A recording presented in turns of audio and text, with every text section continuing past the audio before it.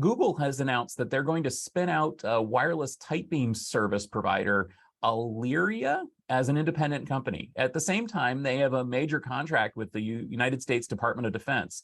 This newer method for satellite communications may be reaching the practical usage threshold. Steve, tell me more about this.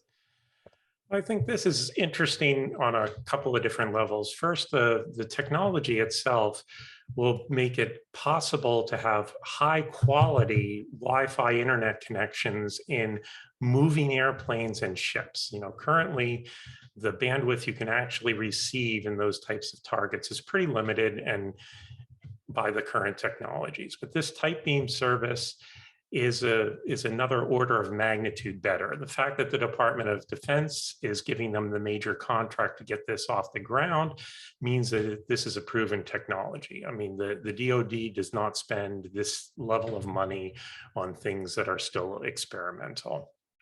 They're pretty much, you have to prove it before we work. I think the other interesting aspect of this is that they are spinning it out instead of keeping it in-house like Google Fiber. So there's a lot of speculation as to why that is. I'm not sure myself. I imagine it has something to do with the regulations and contracting that they don't want to get into as a company, but it's interesting that they're not keeping this as part of their push to get better internet connectivity everywhere.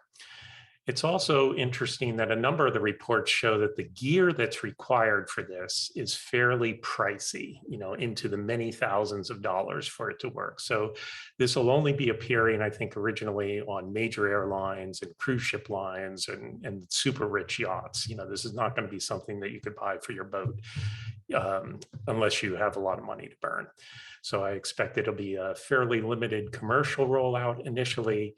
But the fact that we can do high-speed internet access on fast-moving vehicles in both the air and the water is a pretty exciting move forward.